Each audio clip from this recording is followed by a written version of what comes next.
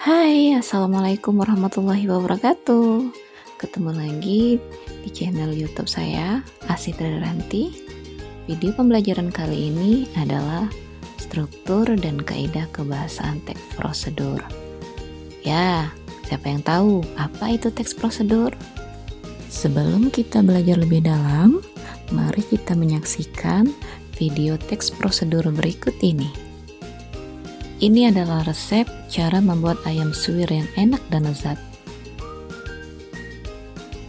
Pertama-tama, siapkan cabai merah, bawang merah, bawang putih, kencur, kunyit, kemiri, garam kasar, giling sampai halus ya. Video ini saya ambil dari TikTok Mr. Food Hunter. Kemudian kita goreng ayam.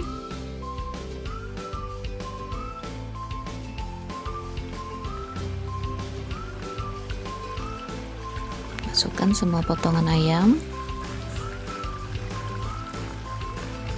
Goreng hingga matang. Dan jangan terlalu kering ya. Angkat, kemudian tiriskan, lalu suwir-suwir. Nah, ini penampakan ayam sudah disuwir ya. Kemudian kita tumis bumbu yang sudah dihaluskan tadi. Tambahkan daun jeruk. Tumis hingga bumbu matang.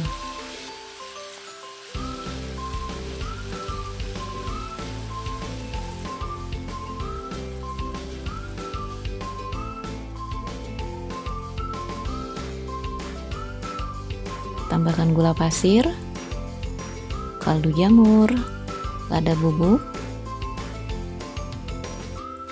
Kita aduk lagi. Aduk-aduk, diaduk-aduk. Masukkan ayam yang sudah disuwir tadi. Kemudian kita aduk sampai rata hingga bumbu meresap di ayam.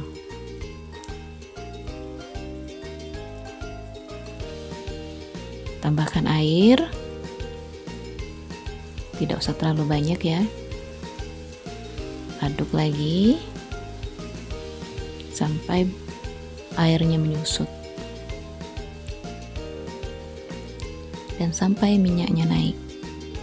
Dan yang terakhir, tambahkan daun kemangi secukupnya.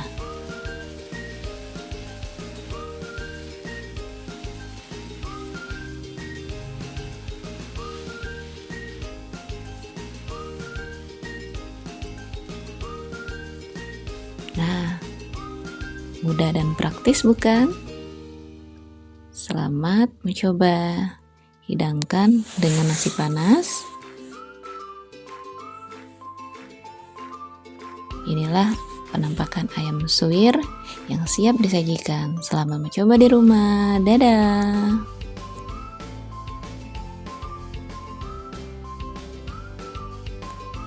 Video tadi merupakan contoh teks prosedur. Teks prosedur merupakan jenis teks yang menyampaikan suatu cara, langkah-langkah, dan tujuannya adalah untuk membuat sesuatu sesuai dengan urutan yang sudah ditentukan, sehingga bisa mencapai tujuan atau membuat sesuatu dengan baik dan benar. Yang menjadi ciri khas dari teks prosedur adalah teks prosedur berisikan langkah-langkah yang harus dilakukan. Sekarang kita masuk ke materi struktur teks prosedur. Struktur merupakan urutan atau susunan dalam sebuah teks. Adapun struktur teks prosedur, yang pertama itu tujuan, kedua bahan dan alat, ketiga langkah-langkah, dan yang terakhir adalah penutup. Baik, kita akan bahas satu-satu. Yang pertama adalah tujuan. Pada bagian ini menyebutkan apa yang dibuat atau dilakukan. Bagian ini penulis mencoba menangkap minat pembaca pada produk atau kegiatan yang akan dibuat panduannya dengan menggunakan pilihan kata yang mampu menarik perhatian. Selanjutnya adalah alat dan bahan. Alat dan bahan dirinci sampai ukuran yang akurat karena untuk menghasilkan produk yang baik.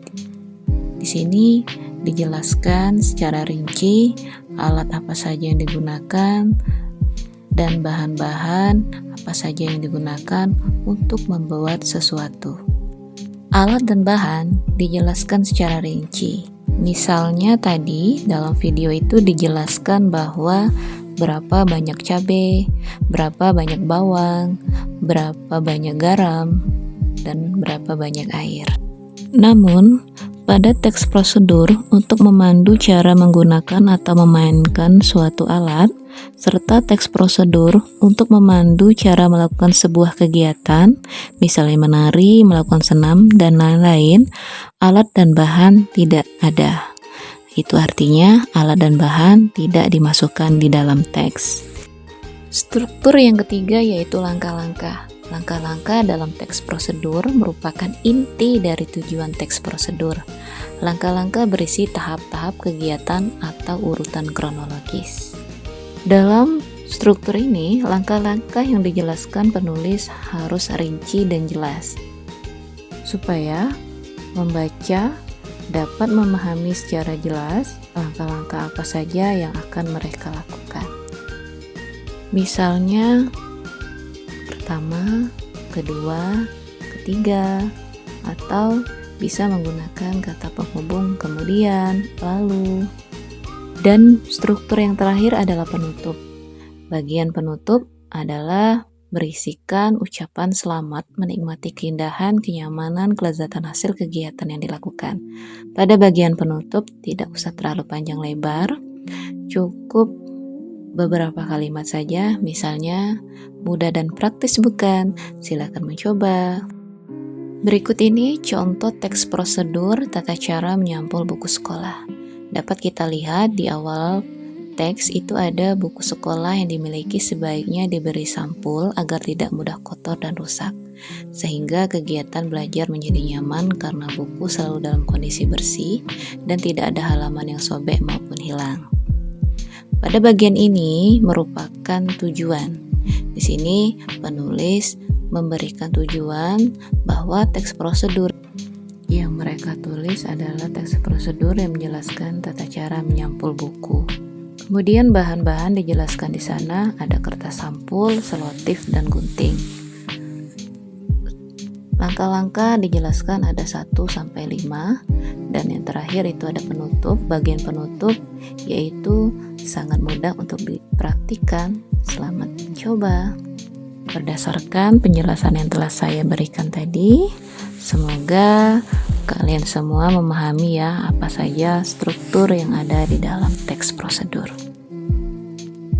Materi selanjutnya yaitu kaidah kebahasaan. Kaidah kebahasaan teks prosedur meliputi yang pertama kalimat perintah, kedua kalimat saran dan larangan, ketiga berisikan kata keterangan, keempat bentuk pasif, kelima kriteria atau batasan, dan yang terakhir berisikan kata penghubung dan pelesapan.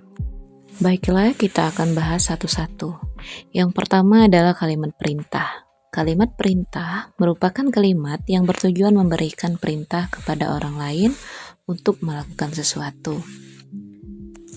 Kalimat perintah memiliki ciri-ciri. Yang pertama, intonasi pada bagian tengah kalimat naik atau meninggi. Dan yang kedua, diakhiri dengan tanda baca seru. Yang ketiga, kalimat perintah menggunakan pola inversi. Maksud pola inversi adalah predikat mendahului subjek. Dan yang terakhir, biasanya kalimat perintah menggunakan partikel lah ataupun kan. Sebagai contoh adalah posisikan tubuh sejajar dengan monitor. Kaidah yang kedua yaitu teks prosedur berisikan kalimat yang mengandung saran dan larangan. Teks prosedur membantu pembaca agar selamat, aman, dan dapat mencapai hasil maksimal. Oleh karena itu, bahasa teks prosedur juga menggunakan saran, keharusan, dan larangan agar tidak menimbulkan bahaya. Misalnya, sebaiknya, hindari, jangan, dan sebaiknya. Saran merupakan usul atau anjuran yang diberikan kepada pembaca, dan larangan merupakan sesuatu yang tidak boleh dilakukan.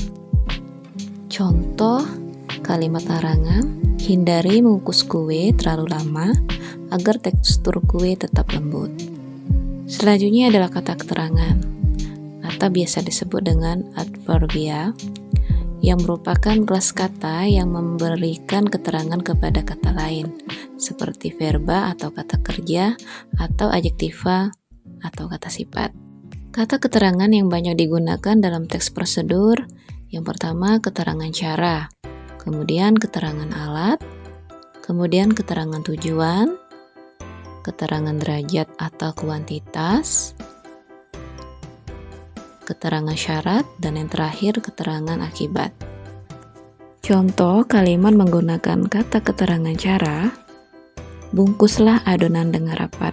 Di sini dijelaskan bahwa cara yang digunakan adalah dengan membungkus adonan dengan rapat. Kemudian keterangan alat, sebagai contoh, para penebang kayu itu menebang pohon dengan gergaji mesin. Sebagai keterangan alatnya adalah dengan gergaji mesin. Alat yang digunakan adalah gergaji mesin. Kemudian keterangan tujuan contohnya malam jangan terlalu panas agar tidak merusak kain. Tujuannya dijemur tidak terlalu panas supaya tidak merusak kain. Kemudian keterangan derajat atau kuantitas. Sebagai contoh, setelah dicelup, angkat kain secepatnya. Kemudian keterangan syarat. Sebagai contoh adalah jika gula terlalu banyak akan cepat gosong. Dan yang terakhir adalah keterangan akibat. Keterangan akibat ini menambah keterangan akibat yang ditimbulkan dari peristiwa atau kegiatan. Misalnya goreng adonan hingga kecoklatan. Selanjutnya adalah kriteria dan batasan. Teks prosedur dibuat agar orang bisa melakukan seperti apa yang ditulis. Oleh karena itu, kalimat pada teks prosedur harus rinci dan jelas batasannya. Misalnya, angkat kaki setinggi lutut. Di sana dijelaskan bahwa batasannya adalah angkat kaki setinggi lutut. Kaidah kebahasaan selanjutnya adalah bentuk pasif. Instruksi atau panduan dapat diberikan dalam bentuk pasif jika kita ingin berbicara tentang proses, yaitu bagaimana sesuatu dibuat atau dilaksanakan, bukan tentang bagaimana membuat atau melakukan sesuatu.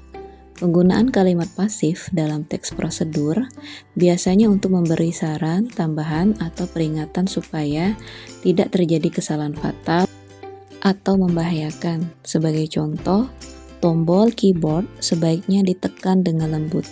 Ditekan merupakan bentuk pasif. Bentuk aktifnya adalah Anda sebaiknya menekan tombol keyboard dengan lembut. Karena teks prosedur menggunakan kalimat pasif, berarti diubah menjadi ditekan, bukan menekan yang merupakan bentuk aktif. Dan kaidah kebahasaan yang terakhir adalah kata penghubung dan pelesapan. Langkah dalam panduan dapat dihubungkan dengan ungkapan seperti kemudian, sekarang, berikutnya, dan setelah ini. Itu merupakan contoh kata penghubung. Contoh dalam kalimat adalah kemudian ayam digoreng hingga matang. Kata kemudian merupakan contoh kata penghubung. Selanjutnya adalah pelesapan. Pelesapan merupakan penghilangan bagian tertentu yang sama dan sudah disebutkan sebelumnya. Pelesapan juga banyak dilakukan pada teks prosedur. Sebagai contoh, masak tepung ketan dan cairan santan selama 30 menit. Aduk terus tepung dan santan yang dimasak hingga mengental dan berwarna kecoklatan. Pada kalimat selanjutnya, aduk terus tepung dan santan yang dimasak hingga mengental dan berwarna kecoklatan. Kata tepung dan santan yang dimasak tidak perlu dituliskan lagi, melainkan mengalami pelesapan dan dihilangkan menjadi aduk terus hingga mengental dan berwarna kecoklatan. Itulah tadi materi, struktur, dan kaidah kebahasaan teks prosedur. Semoga dapat menambah ilmu bagi kalian. Saya akhiri. Wassalamualaikum warahmatullahi wabarakatuh. Sampai jumpa di video pembelajaran saya selanjutnya. Dadah.